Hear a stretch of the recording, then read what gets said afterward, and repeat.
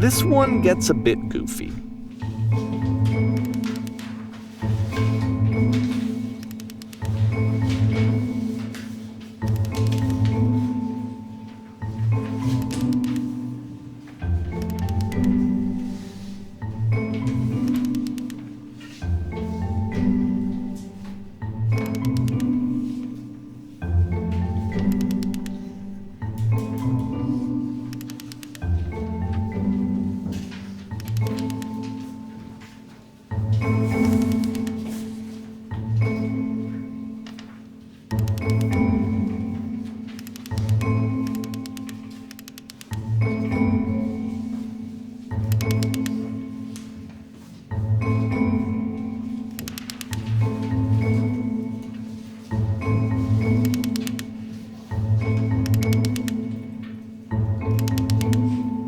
About halfway through the game, the perspective shifts.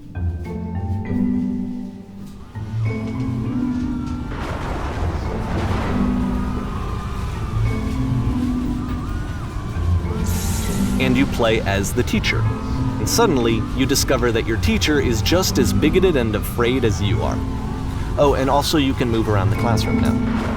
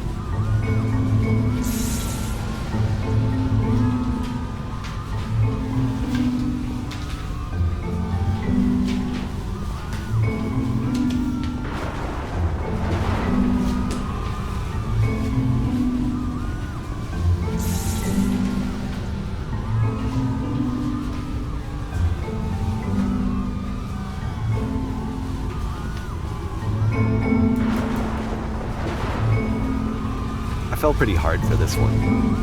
I feel like it's one of the most relatable experiences that you can have. To assume that some other person is perfect and totally fulfilled in every way, and completely miss all of the little flaws that make them painfully human. I think about this game a lot these days.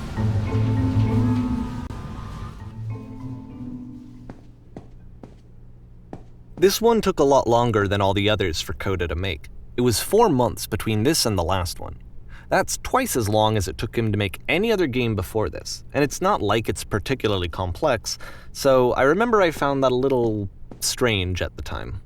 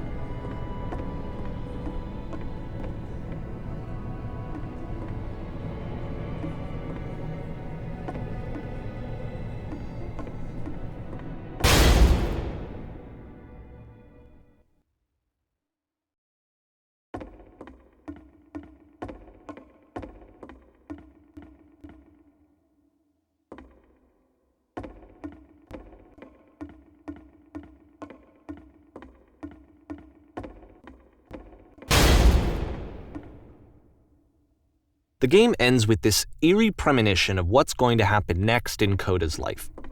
The solution to social anxiety, to fears of having to perform and having to chase success, the answer for Coda is to withdraw, to hide himself away.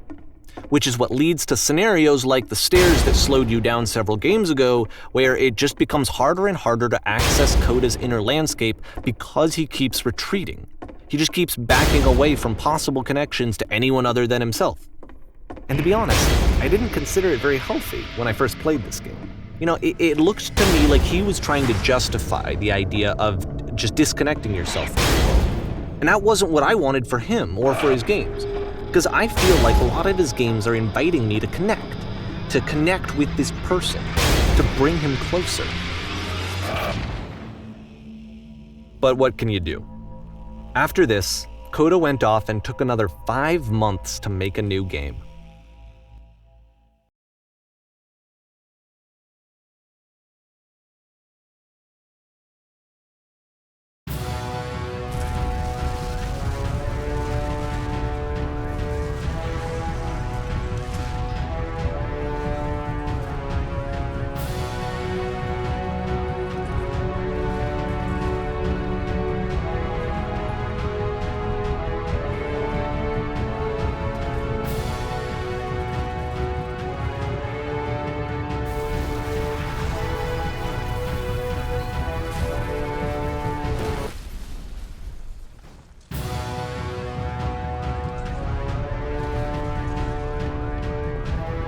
You should probably open your eyes if you haven't already. It's pretty much impossible to solve otherwise. And there is a solution, by the way.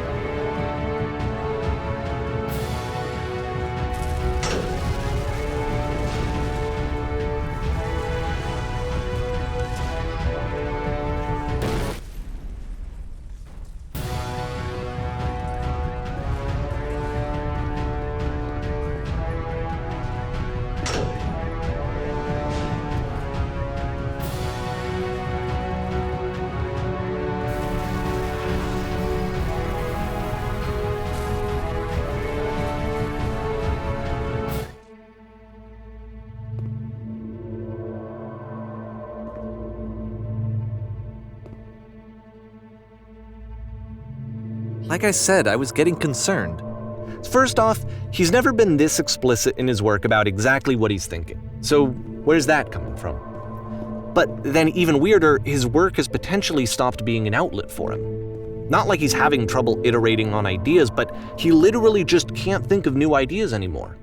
And in person, he was being a lot more distant than usual. Like, you know how sometimes a person will just deflect anything that you say in order to keep themselves disconnected all the time? It was that kind of thing. Here was the point in my relationship with Coda where I really started to wonder if he needed my help in some way.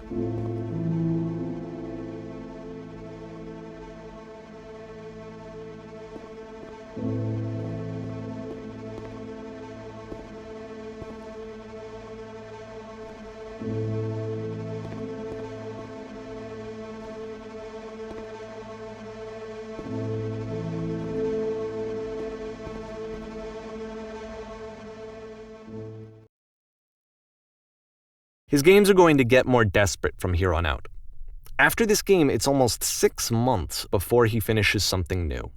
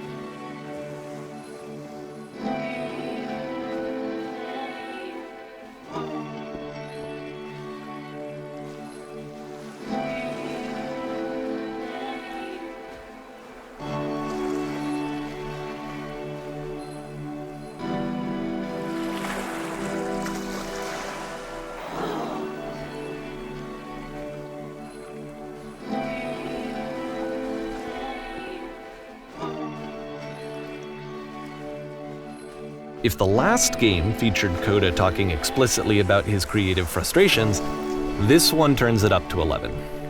Now, put yourself in my shoes playing this. Here's a friend whose work is exhibiting signs of struggle, frustration, anxiety, depression, even. And yet still, he keeps making games. He keeps throwing himself into the grinder even when he clearly doesn't have the energy for it anymore. Why? What is it for?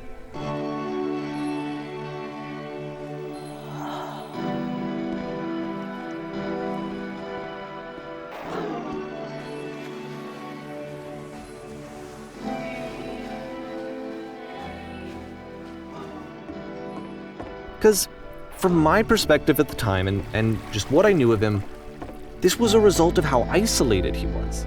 He was in his own little bubble, just sitting at his computer all day, not really showing these games to anyone, not releasing them onto the internet, and so he didn't have anyone outside of himself to connect with. He had no outlet to ground himself on.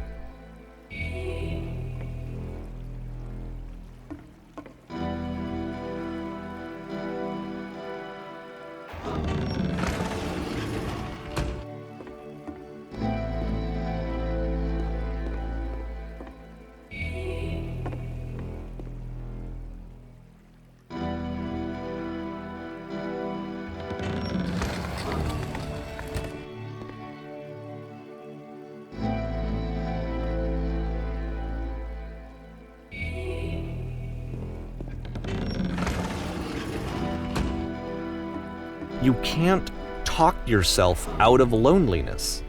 It doesn't work that way. You can't be the one writing both the questions and the answers. Then there's no movement. Then there's no circulation. If all of your anxieties are being channeled into your work, then if the work ever fails, you have no backup and you're just going to crash.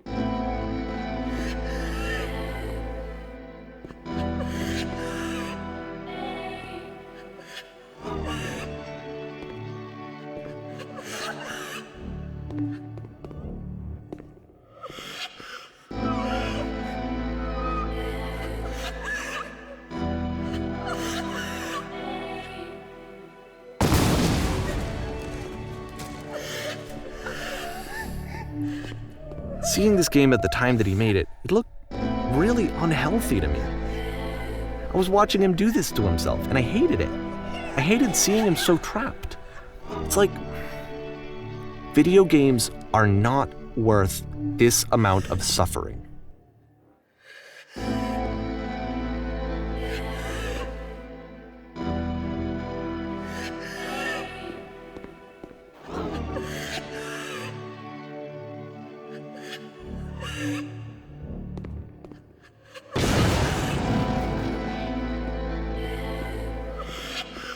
This is someone I really cared about. And I used to get so much joy out of seeing him create. For him to suddenly become angry and frustrated like this, it was the worst thing for me.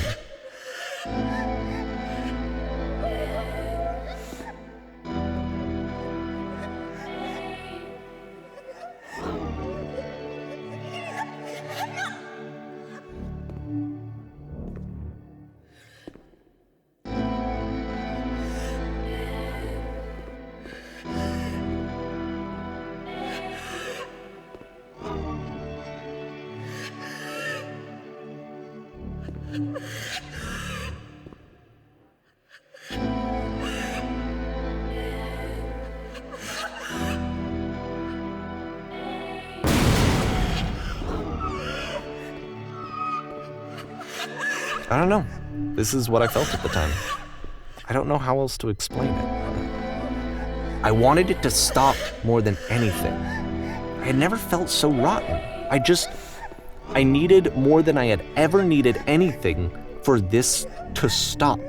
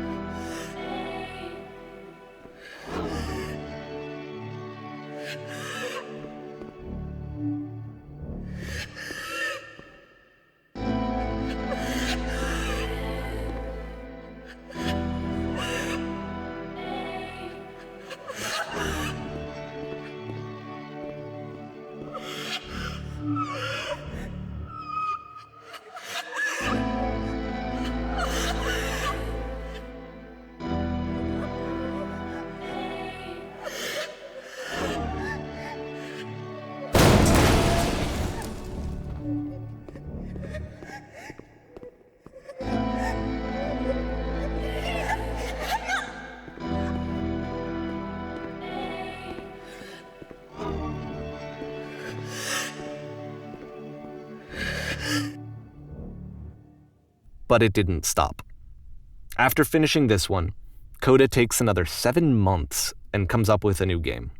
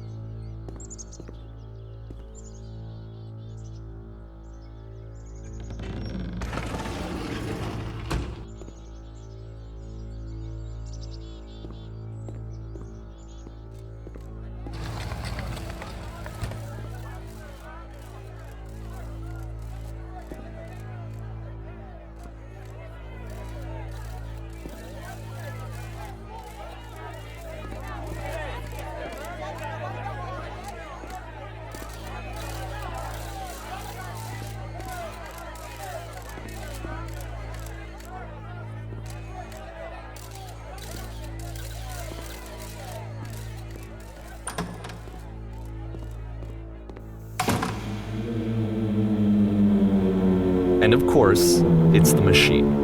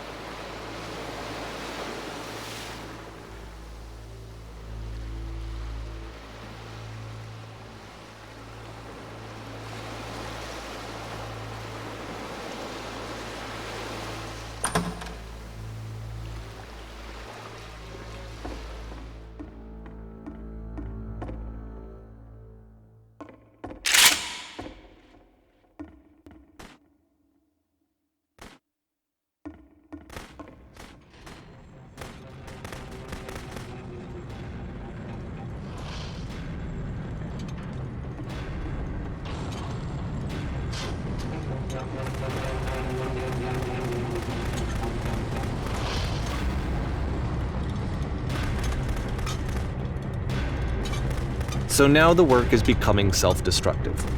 And I'll tell you, at the time that I first played this game, shortly after he made it, here's what I'm thinking to myself. I'm thinking that code is stuck in his own head, and that it's having a very negative effect on him, and that all he needs to do is just start showing his work to people, to get some actual feedback on his games. It might get him out of isolation. And so, as I'm thinking this, I realize that I could be the one to initiate it. Because it would never occur to Coda to start actively soliciting feedback, so what if I did it for him? If he could see the difference it would make to have more actual conversations with other human beings, would that bring him out of his mental spiral? Would it give him confidence in himself? Would it bring meaning back into his work?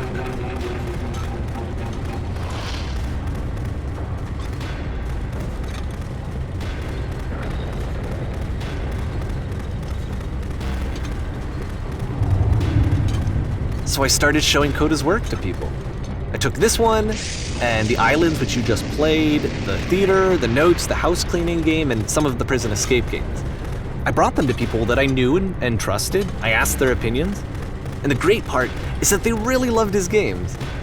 You know, the point of it all was just to give him some external reference point, but they genuinely loved his work. There was nothing for him to be afraid of.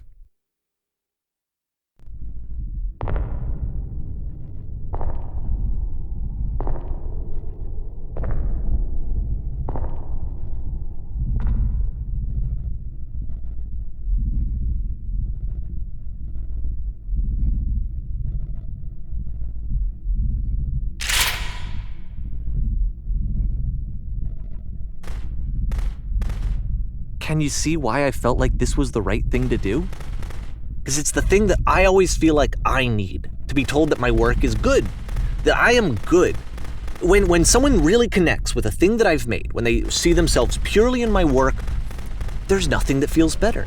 And I got to give that very same feeling to my friend. I did something, I really felt like I'd done something good, like I was a good person. I felt like there was a friend who was in trouble and was unhappy and maybe didn't like themselves, and I could fix it. If I could give him this gift, maybe I could fix the problem. When they told me how much they enjoyed his games, it was the best feeling. It was the absolute best feeling. It made me feel so happy, so beautifully, beautifully happy.